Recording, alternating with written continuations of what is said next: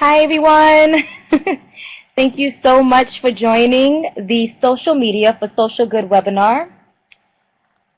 All right, there we go. Yeah.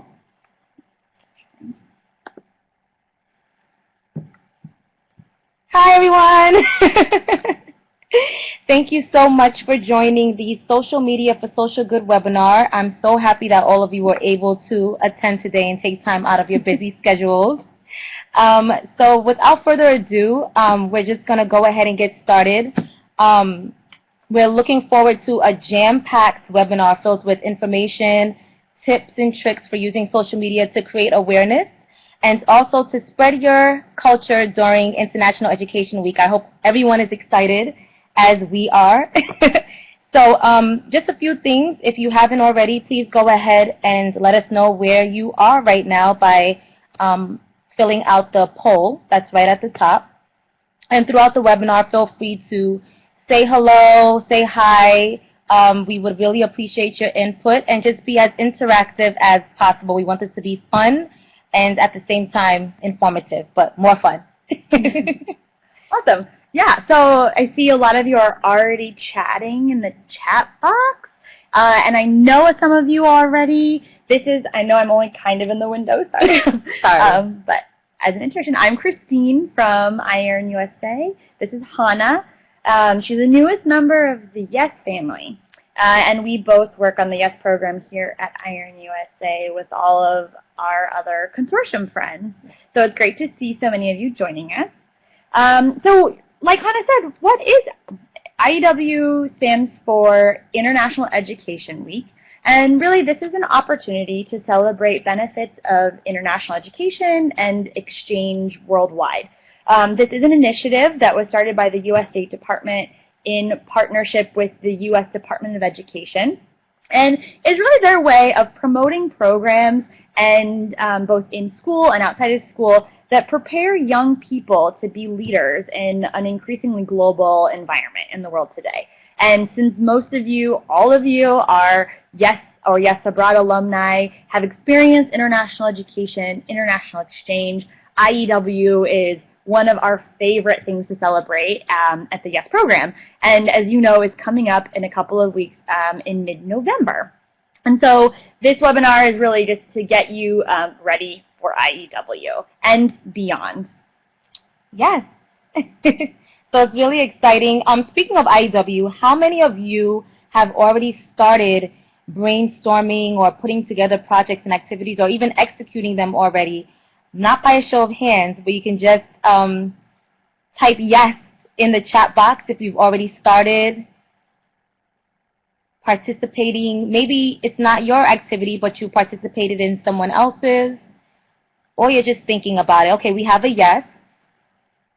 Zainabu, I think you're joining us from Senegal, right? So great. It sounds like we have some alumni in Senegal starting to think about International Education Week. I know a lot of you did stuff while you were on program as well. Definitely, I'll repeat the question. So the question was, how many of you here in the webinar have already started brainstorming activities and projects for IEW, or maybe you've already executed the project, or you're not too sure, but you're thinking about it?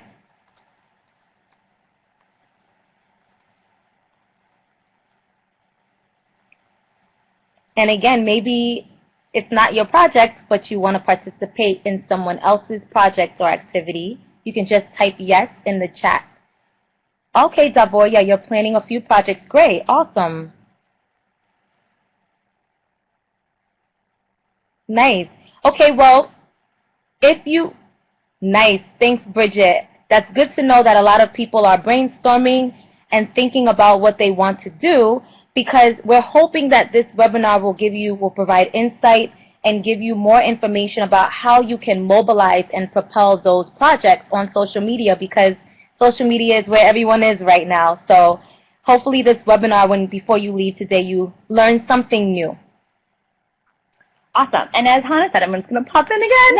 As Hannah said, these are tools, again, for IEW, but the tools that you can use for social media beyond International Education Week to talk about your alumni projects, the impact that you're having in your community, and just to continue sharing all of the things that you learned while you were here on your YES on your Yes program.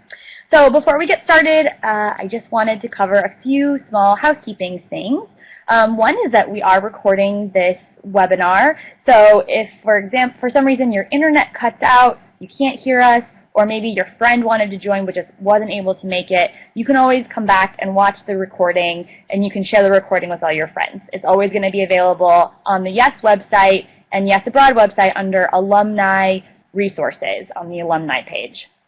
Awesome. And the second thing is that you can always type your questions in the chat box. We encourage you to discuss, interact, ask questions to the presenters, and we'll be collecting your questions, and at the end of the presentation, at the end of each presenter's presentation, they will be able to respond to your questions, okay? So throughout their presentations, feel free to ask your questions in the chat box. Great. And of course, while you are thinking about sharing out your International Education Week activities, remember, we always have a hashtag here at Yes, and we've created hashtag YesIsIEW. So be sure to tag those when you're sharing out in social media. Awesome. Yay. We're ready to get started. I think we are ready. Awesome. So, so we're going to start with we have two phenomenal guest speakers today. And our first guest speaker is Will Smith, not the actor, but the president and director of Monrovia Football Academy. Will is the first, Monrovia Football Academy, also known as MFA, is the first school in Liberia to combine formal education with professional soccer development. Okay, so it's the first school in Liberia to combine formal education with professional soccer development. And we're so happy to have Will on board in this webinar. He is the co-founder of this school, and he creates new opportunities for Liberia's talented boys and girls. So he's actually, like I said, the director of the academy, and he uses social media to positively represent Liberia through inspiring and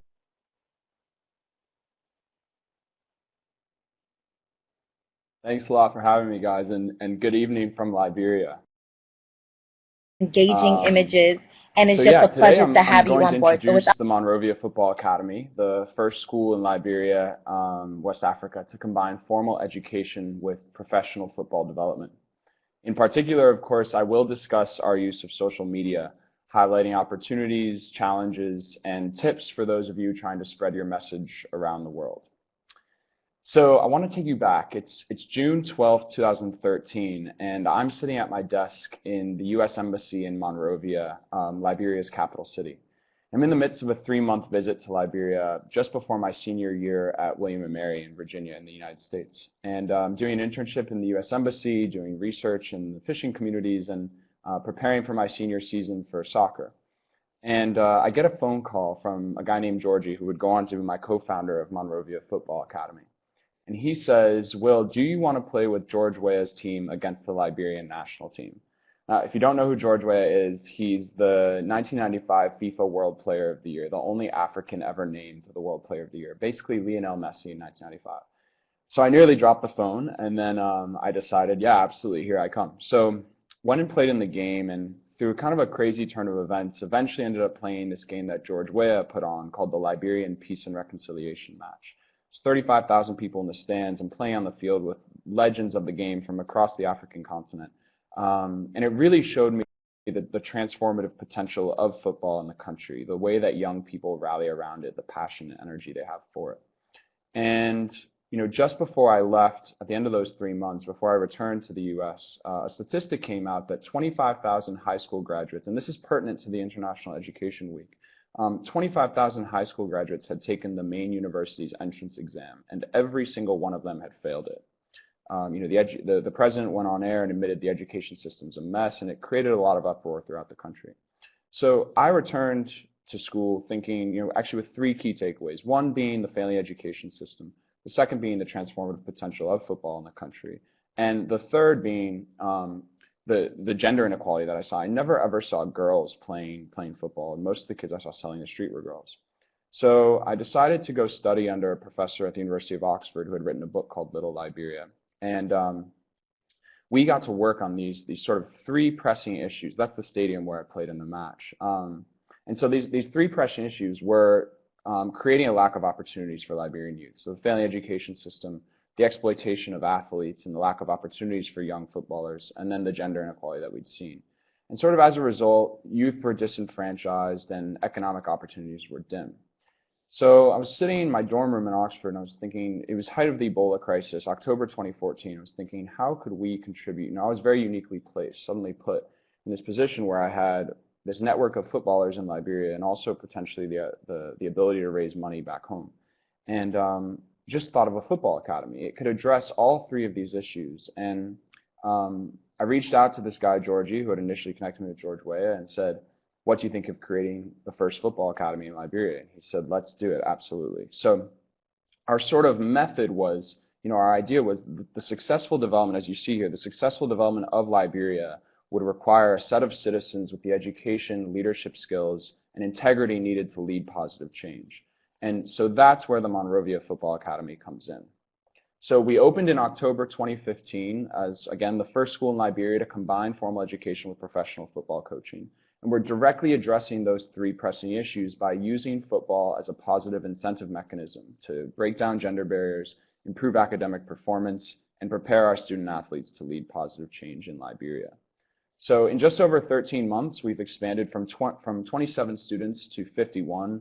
We've engaged supporters from around the world, and we've welcomed Liberia's president, as you see her there, Ellen Johnson Sirleaf, to the academy.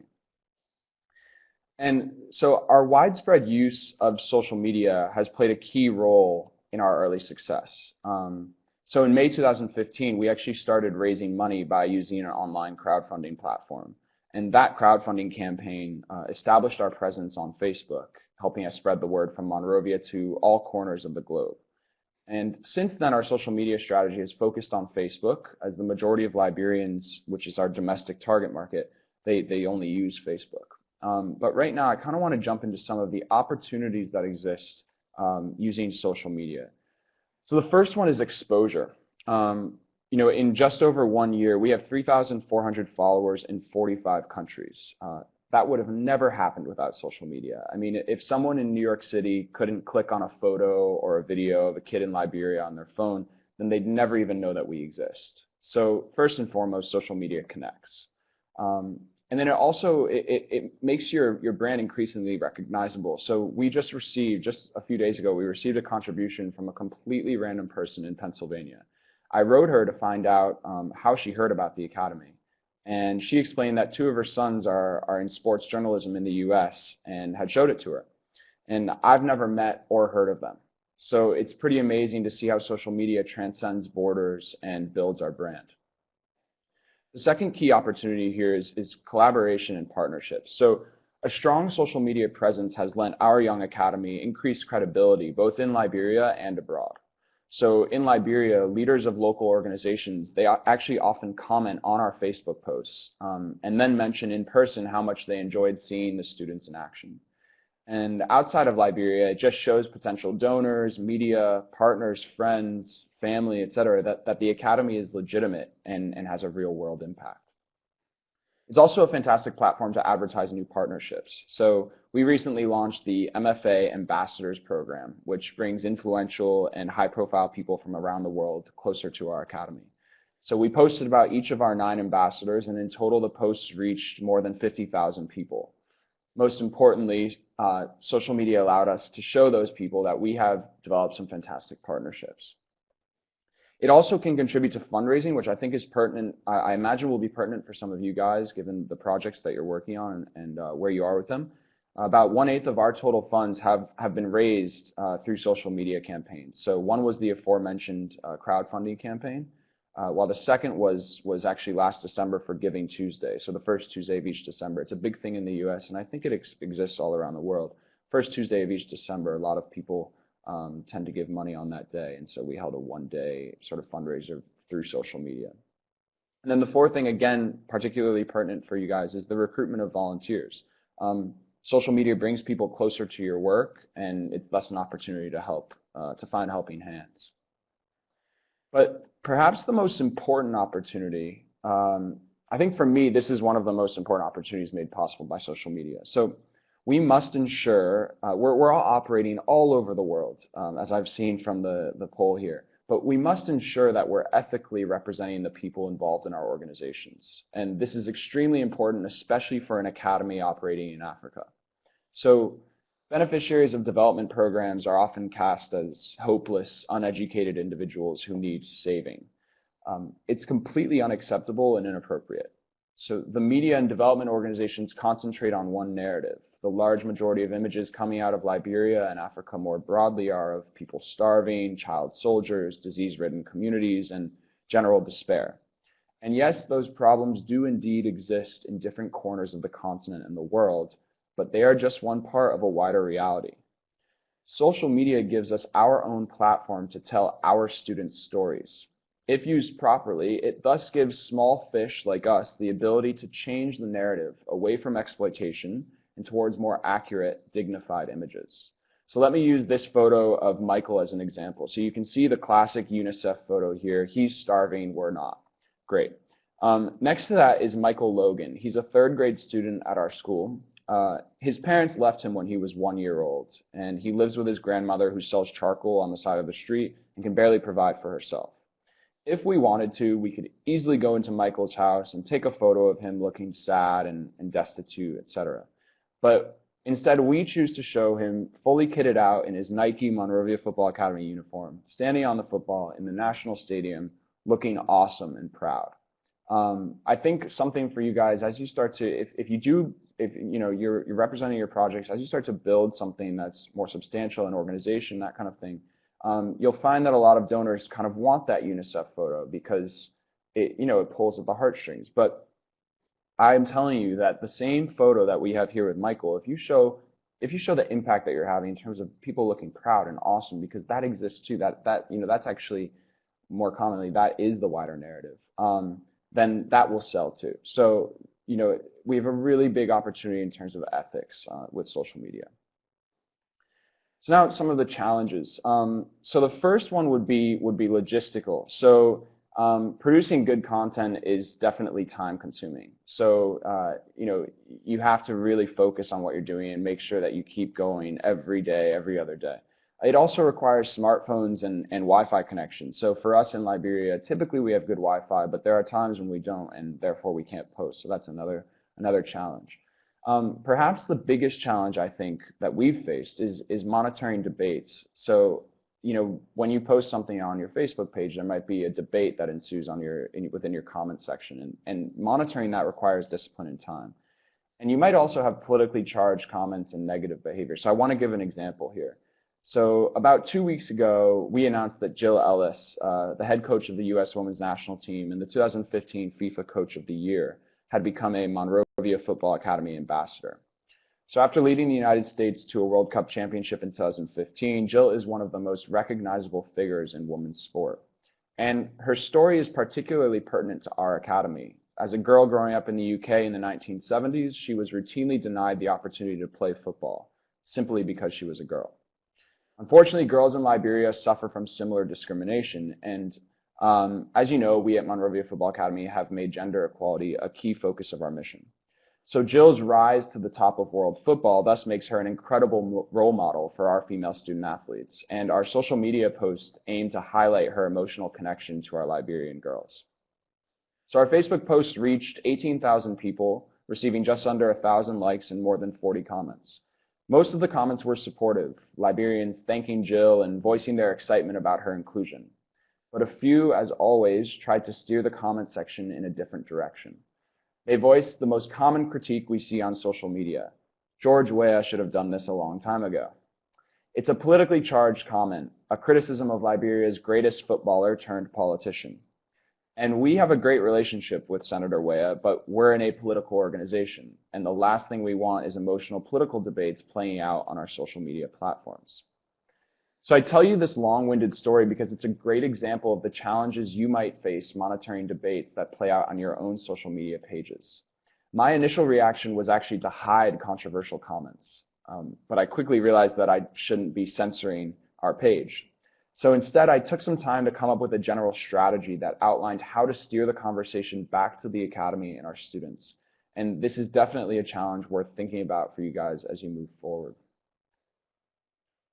So just a few more challenges here. It's difficult to determine the value of a like or a comment or a share. So that's just something to keep in mind as you start to work on it. If you're working on a marketing strategy and that kind of thing, it's difficult to determine the value of social media. The fourth would be outsourcing, the ethical concerns that come with that. So the concern that you might bring in someone who isn't as focused on producing something that accurately portrays your participants. So you have to be careful on that front too. And then the fifth thing is that it just requires commitment. There's a need for consistent content because otherwise, social media can be prone to weak tie connections where people are just liking things, but they're not really, paying attention to what you're doing. Maybe they're not contributing financially, or they're not helping to spread the word in a substantive way. So there's a need for really consistent content and staying on it. And that's a challenge at times. So those are some challenges. And then, before wrapping up, I wanted to offer a few tips and tools we use at our academy. So first and foremost, you need to define your goals. What are you trying to achieve? Are you hoping to raise money? Are you hoping to engage your beneficiaries? What is it exactly that you're trying to do? And something that goes along with that is then who is your audience? What you're trying to achieve should determine the audience you're targeting. So these are questions you have to ask yourself before going to post. And then which platforms should you use? As I mentioned before, our domestic target market largely uses Facebook, but many of our supporters actually prefer Instagram and Twitter over Facebook. So we've actually recently transitioned to Hootsuite, which you can see there. It's an awesome tool that brings your various social media platforms into one place. I definitely recommend checking it out. So tomorrow is Thanksgiving Day in Liberia. We have a post scheduled on Hootsuite for the morning tomorrow. Once it hits 10 a.m., the post will go on Twitter, Instagram, and Facebook. The same post will go out together, and we don't have to do anything at that point. So it's a really great tool. The next thing is to make sure you post at times when social media traffic is highest. So for us, we know that 9 a.m., 12 p.m., and 5 p.m. is when we have the highest traffic on our pages in Liberia and the U.S. And the way we know that for Facebook is there's an amazing insights tool. If you go onto your Facebook, it has to be within a page, but if you go onto your page, there's a little tab at the top that says insights. It tells you, the age range of your followers, their geographic location, what time they're most likely to be on Facebook. So it gives you an idea of when to post. You should definitely check that out. And then the other thing is, again, consistent content. Aim to post at least once per day. That's what we do. Every other day I think is okay too, but really try to post as much as you can. Make sure there's constant content. In addition to that, you need to ensure that your posts are short, diverse, and engaging. So what does that look like? So keeping posts short is obvious. We're just talking about length. Very few people will click on the click more option when they're scrolling through their news feed. So try to keep your posts shorter. The diversity of the post is also important. So for us, there are a number of different ways from which we can pitch, a number of different angles from which we can pitch the academy. Football, education, gender equality, nutrition, healthcare, etc. So we're not going to go post 10 posts about football or 10 posts about education in a row.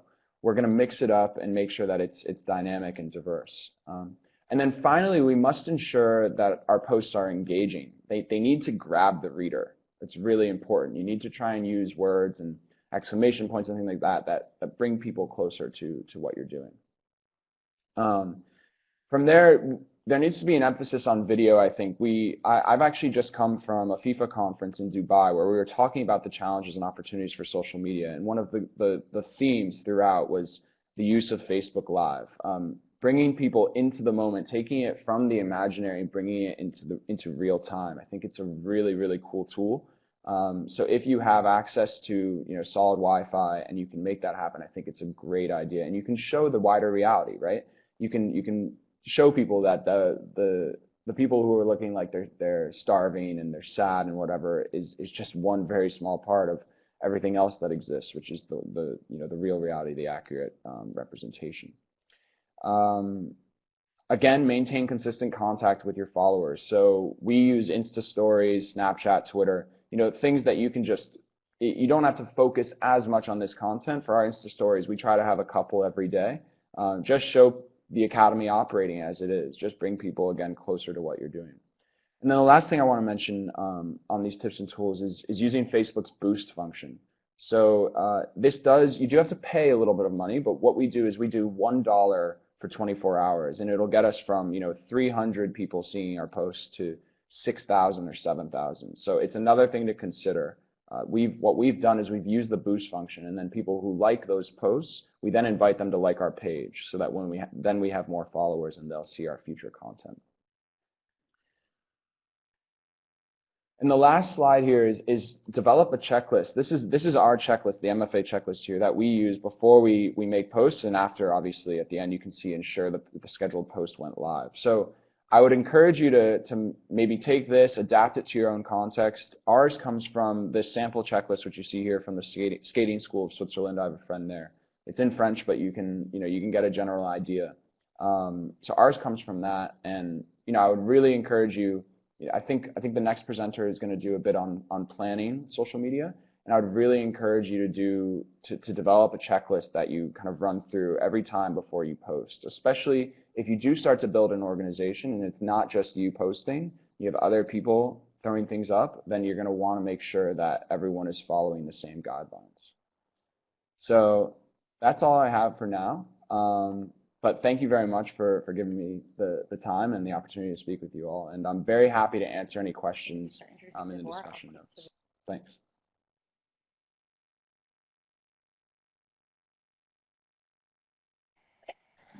Thank you so much, Will. Thank you. I don't know if you can hear my clap, but thank you so much for sharing and for participating in this webinar. And one thing I do want to mention, one of my favorite parts of your presentation was when you talked about representing Liberia in a way that hasn't really been done before on a global level. And I think that's one of the great things about social media, and one of the things that kind of ties this in with IEW, right? IEW is all about breaking those stereotypes and showing positive imagery, positive representations of culture. So I think that what you did as far as showing students and children, the youth in Liberia, in other ways that may not have been viewed by on a global level, I think that using your social media platforms to do that is awesome and very effective. So I want to thank you for sharing that, and I encourage all of the participants to keep that in mind when you are sharing your content on social media, sharing about your own culture, sharing your project, to make sure that it's one that breaks stereotypes and is positive to the world. So thank you for doing that, and I thank you for your social media tips and tools. I hope that everyone was taking notes, because now we have our next presenter, Davor Tunjic, who will be talking about how to create a strategy. So again, make sure you have your notebooks and your pens or pencils, because now we're going to create a strategy with Davor Tunjic. Davor is actually the YES Alumni coordinator of Bosnia, and he organized different projects. In the 3 years after he returned from the U.S., he actually is a YES, he ended his YES year in 2013. So he is, for a lot of the alumni that's here, you can definitely relate to Davor, and he has now become a YES Alumni coordinator and is very, very knowledgeable about creating strategy. So Davor, I'm going to go ahead and give you the opportunity to tell us more about social media. Hello, everybody. My name is Davor Tunic, and I'm from Bosnia and Herzegovina. As Hannah said, I'm actually a YES alumnus. I was on the program in 2012 and 2013, and I was placed in Bakersfield, California. Right now, I'm studying international relations in Bosnia, and I'm also doing the position of the alumni coordinator to Bosnia and Herzegovina. So being an alumni coordinator requires like different tasks, and one of those tasks in Bosnia and Herzegovina is to promote our alumni association and also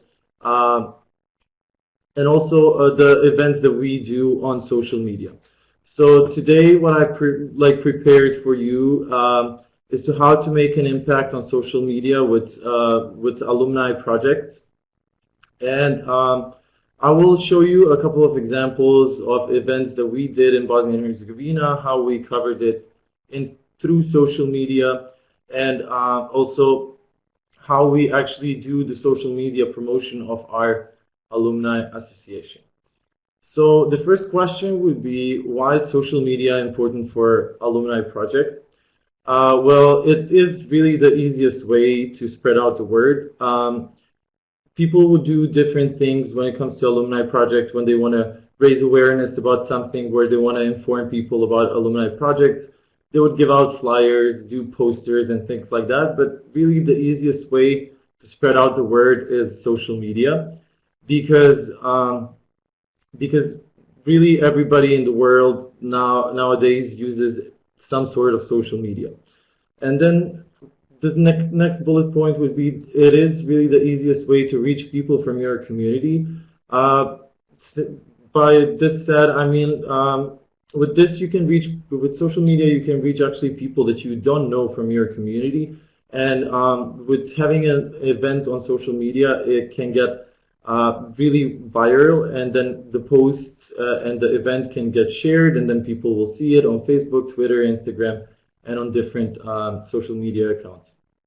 Then you can also connect with people from all over the world. So when you're doing a project in your country, you can actually share that, and people will see it in all over the world. So basically in all parts of the world, it can be shared what you're doing in your home country. Then you can see how many people actually like and share your project idea. You will get feedback, you will get comments on your event, on your project, and then you can actually see how many people like what you're doing and how many people share the same values as you do. And then we have also, you can see how many people are interested and are going to your event. When you're making an event, let's say on Facebook, you can always check how many people were interested in your event, how many people are actually planning to come to your event. So that's actually a good feedback for you to prepare some things for your project. Then social media actually offers, let's say, free marketing and media attention. Where like local newspapers or somebody from your community, another NGO or things like that can see the things that you are doing on social media. It is actually also the easiest way to share the pictures, videos, and other media content that you are making through the process of the project, and then it can get easily shared with everybody. So how to make a social media strategy for alumni project? Well, you want to, first of all, you want to know how many people would you like to show up at your event. There's been situations with alumni where they would do really amazing social media promotion, but they assume that 20 people are going to come, and then they prepared the event for 20 people. But since they did a really awesome social media promotion, then more people showed up, and sometimes you're not prepared. So basically, if you want as many people to show up as possible, then you should really like do the social media strategy really well, and then like prepare for everything. And then you want to know who is your target group. As William was saying, that is really important because of different things, when to post, like how to post, and different things, because you want to reach the people from your target group. Then you should also post media content from all stages of the project. Let's say for International Education Week, you're preparing a project. Well, you can post first like the meeting of alumni where they got to the project idea, and then like share it on your social media accounts. Then you can share the preparation for the project. You can share the actual event, the project or the activity that you're doing, and then you can later on also share some stories of people who attended your event, and then like maybe to write some quotes and things like that. So you should definitely post from all stages of the project. You can also make live posts from the project implementation, as William was also talking about Facebook Live, or it doesn't really have to be Facebook Live. You can just post live a picture from the event. So if you have an event, you should post everyday media content at least 5 days prior to the event. That's from my experience and from the events that I've been doing. So basically, like, you create a Facebook event, and then people, let's say they say they're going to the event, but sometimes, like, if you make the event 2 weeks or 3 weeks earlier, then like people tend to forget about your event maybe. And then when you post in your event, everybody gets a notification on Facebook who said that they're going. So they're basically every day reminded that you have an event and that they said that they were going to. Then you can use official hashtags and invite people to use those hashtags. Hashtags are really great because when you click on the hashtag, you can see all of the posts on social media that share the same hashtag. So when you have an event and you tell people the official hashtag, when they take pictures at that event and post that hashtag, you will see them, which is really good for, let's say, reporting to your donors, and you can make like an impactful report at the end. And also you should have eye-catching media content, so like videos, photos, graphics, and things like that, that would really catch the attention of people. So one of the projects that we've been doing in Bosnia and Herzegovina recently is Ashto ne bi mogle, or in English, but why couldn't they? It was actually a project about 5 women who do non-typical jobs in Bosnia and Herzegovina for women. So like those jobs that are seen as male jobs in Bosnian society. So we wanted to raise awareness about that. So we made 5 short videos, about 5 minutes, of those women who do those non-typical jobs. And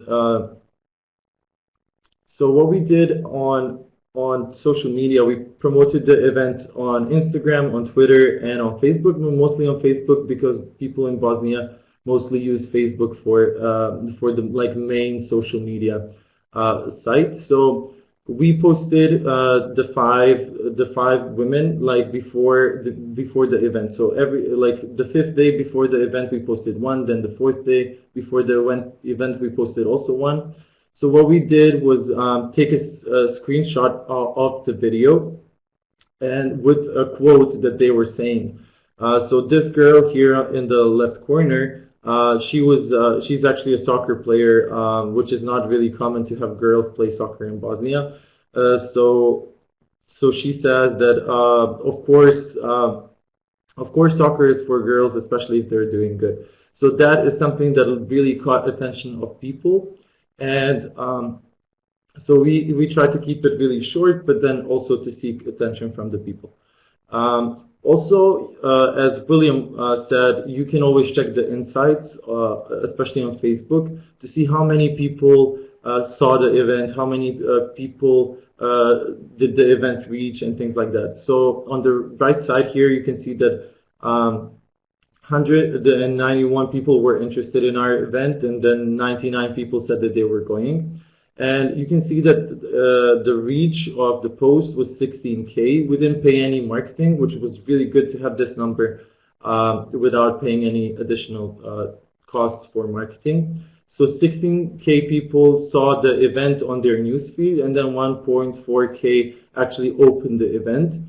And then like around almost 300 people actually reacted to the event. So this is a really good insight tool that you can always check for your events. So we sent the invitation to the people that we thought that they're really interested in, to the target group. It was mostly girls that we were sending the invitation to the Facebook event.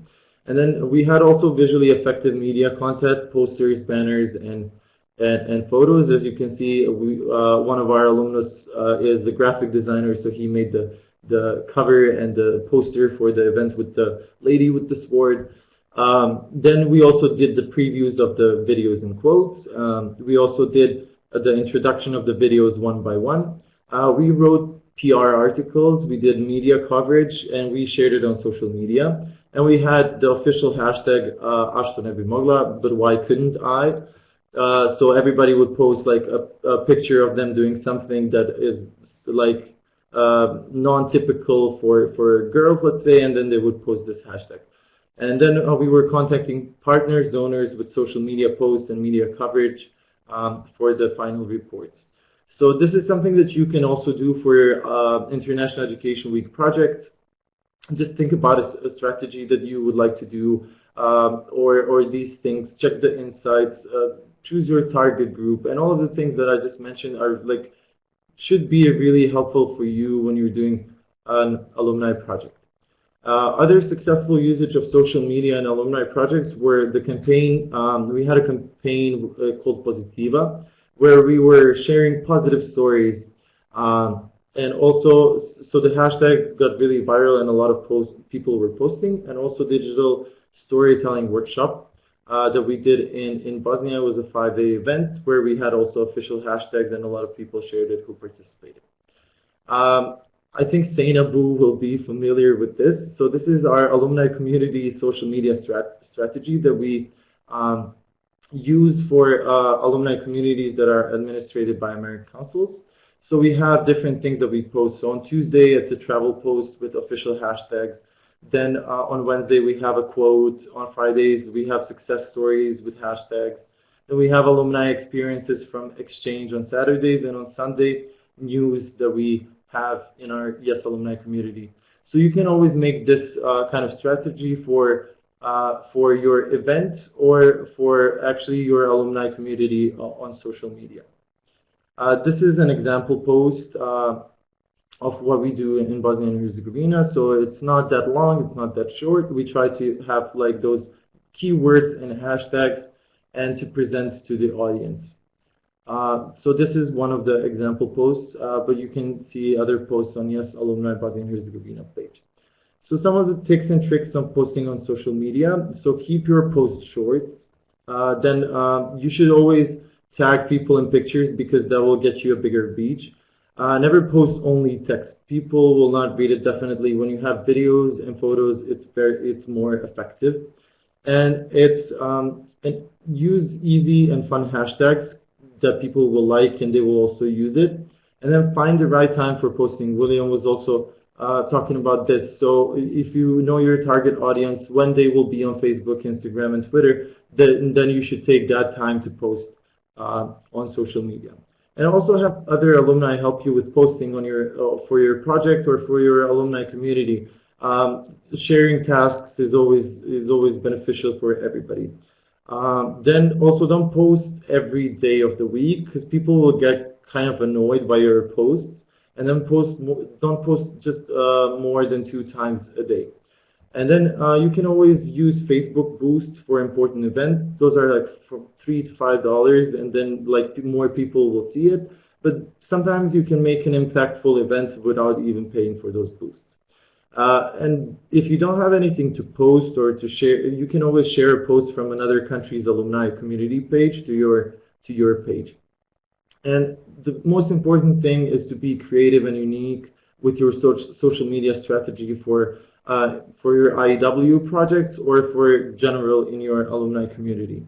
And you can always start your own online campaign with your own hashtag that maybe it can get viral and it can get worldwide. Who knows? Like social media is crazy like that. You always have a better impact that you expected.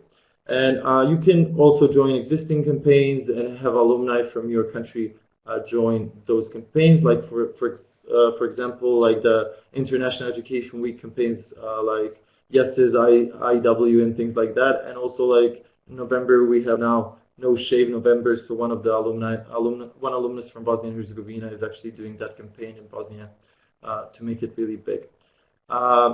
If you want to know what Yes Alumni in Bosnia and Herzegovina are doing and how our social media actually looks like, you can find us on Facebook, on Instagram, and on Twitter. You have the information on the slide here.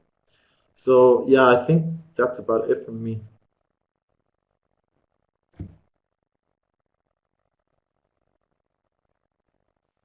Thank you so much, Davor, for all of that information. I don't know about you all, but I took something away from that. And one thing I took was hashtags are awesome. Besides everything else that Davor shared with us, hashtags are awesome. And I have a little tip as well.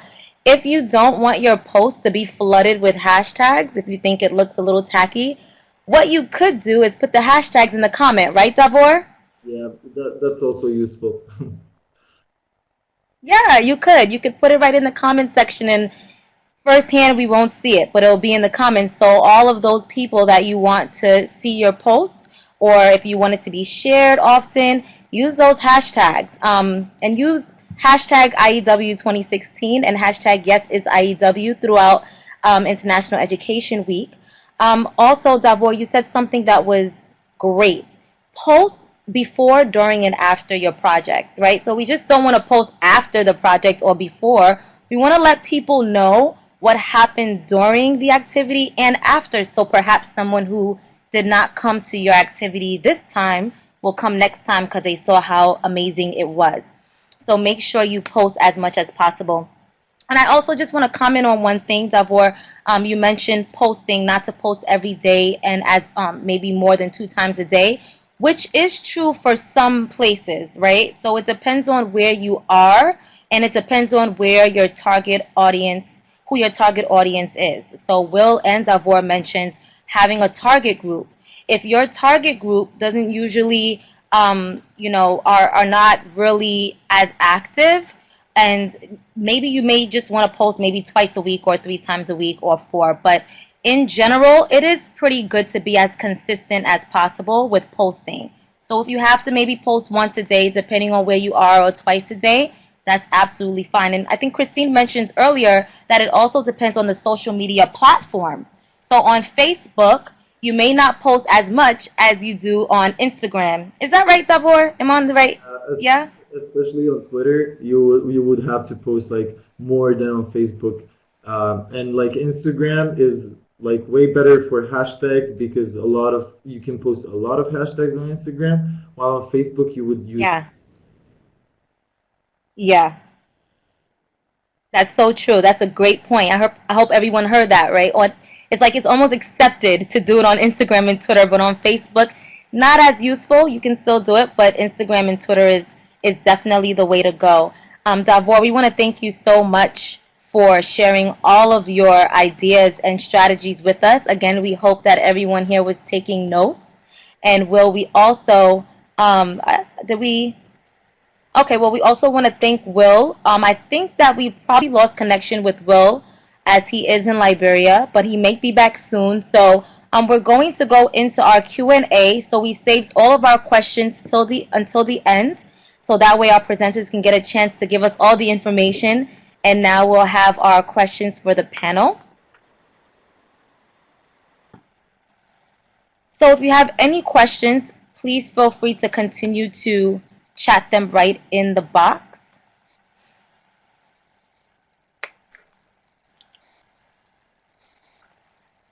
And Will is coming back on, right? Will is... I'll keep an eye out for him. Okay, we're going to keep an eye out for Will. But as you can see, you can go ahead and ask your questions. We do have some questions. Yes, we do have a question for Davor. How would you effectively attract your target group? Davor, that one is for you. Okay, so let's say you have a target group like middle school kids and things like that, or you have young people. You want to have your visuals at your event and on social media. Actually, you want to have them so that that target group can relate to it. So if you have young people like teenagers or young adults as your target group, you want to make it to make your visuals look really cool, and also the explanation on the event should really fit into your target group. While if you want to have like something for older people, then like for older people or for younger people, you should actually like the content that you're posting and the visuals should be really specific for that target group, which would actually affect them to like and attract them also to come to your event or to your project.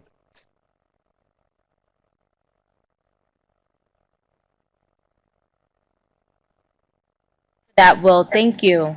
I believe, and Will is back. Thank you. Thanks, Davor, for answering that question. We just want to point out that Nadia is also giving some great tips in the chat box as well. Sorry, 1 second. Indonesia. And Nadia is joining us from Indonesia. She's also giving some great tips in the chat box. She's also really an expert on getting volunteers through social media, so you may want to ask her some questions too. But we also have another question here, and this could be for either Will or Davor. What do you think we should avoid in the presentations, and how much time should we take for each presentation, for each post? For yes students currently in the U.S. I'm sorry, that's for Davor, I believe. You mean like presentations of your country? For yes, yes. Right? Okay. Well, what I did, like I was avoiding really, let's say, boring facts, where I was trying to make my presentations more interesting and like to relate it to my classmates. I was playing some, let's say, I was talking about my country, like the specifics and some like basic facts about my country, the capital, where is it located, and things like that. And then like I wore my national clothes there, which was really interesting to everybody in my classroom. And then I was playing them some traditional music from my country. Then I was playing some pop songs from my country, which was really great for everybody there, like to listen to like foreign music, to foreign pop songs and things like that, to songs that are popular in Bosnia. And then like I was also trying to make it as more interesting with interesting facts.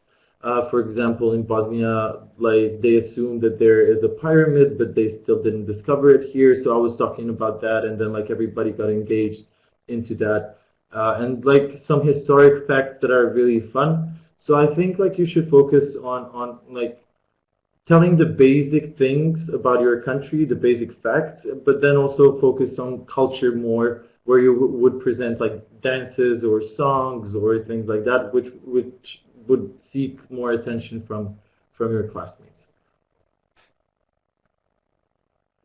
Yeah, and I would. Nice. Thank you so much, Davor, for that. Yeah, I'd just add to that. You know, I think especially for if it's a student currently in the U.S. coming from a different place, I mean, people want to learn about your culture. People want to learn. You know, like he was saying, I think it's really cool that you know the top songs in Bosnia, where he was bringing them to those places. I mean, people want to hear that kind of stuff. Even for me, obviously I'm American, but when I go back and I bring Liberian songs back, or I bring Liberian sayings back, or something like that, you know, people love that. So I would definitely concentrate on that sort of thing. And then I would reiterate what I said during my presentation about, you know, you want to make sure that it's not too long, your posts in general. If you go on our Facebook page, you'll actually see some longer posts, so I'm contradicting myself, from when we posted about the ambassadors, but that was because we were introducing them and we knew that people would be interested, versus, you know, the common post at our school. We want it to be short, grab their attention, and have interesting content. I think that those are kind of three key pillars.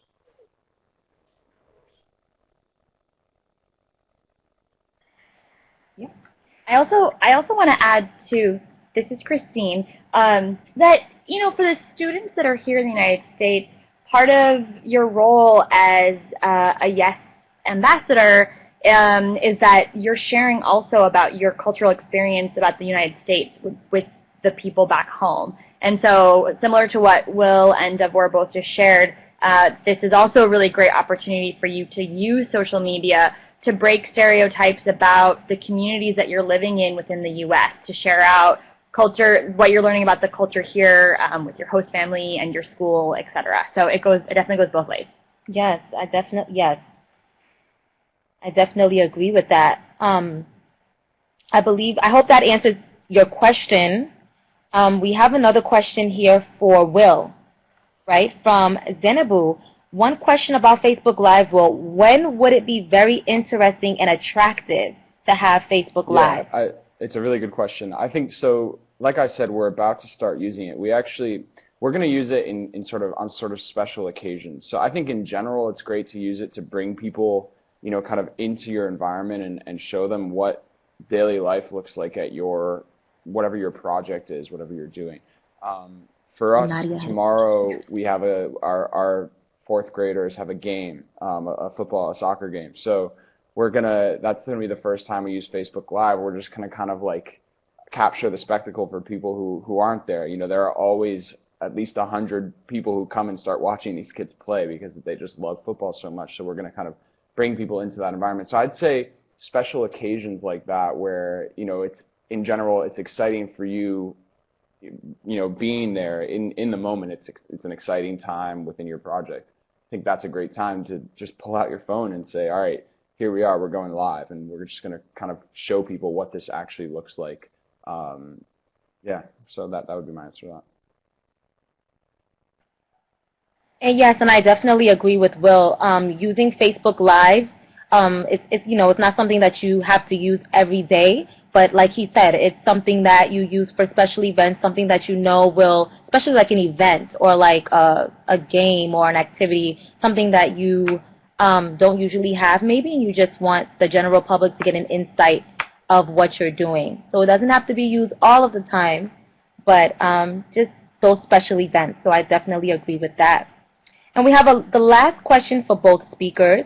How can we reach those who are not interested in social media to keep them engaged in our project? And this one is for Davor and Will. Yeah, Davor, do you want to go ahead or do you want me to take it? I can go ahead. Well, when you have a target group, let's say that is not using social media. For example, in Bosnia, everybody, let's say that is age 55 or older, doesn't really use social media. You can reach to them with different things, with posters that they can see maybe in the city while they're walking around.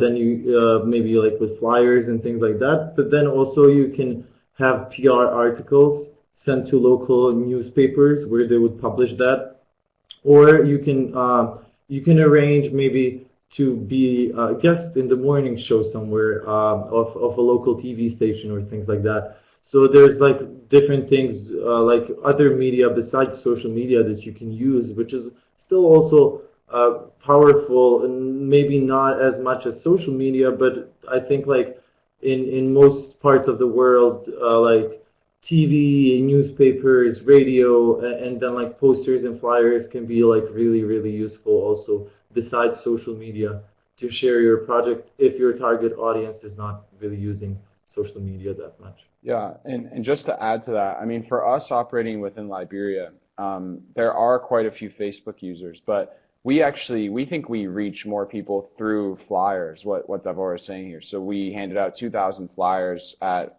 one of the national team games last year, and we had over 750 applicants for 24 spots. I mean, the flyers are big. We also do have local media covering us. We do radio appearances.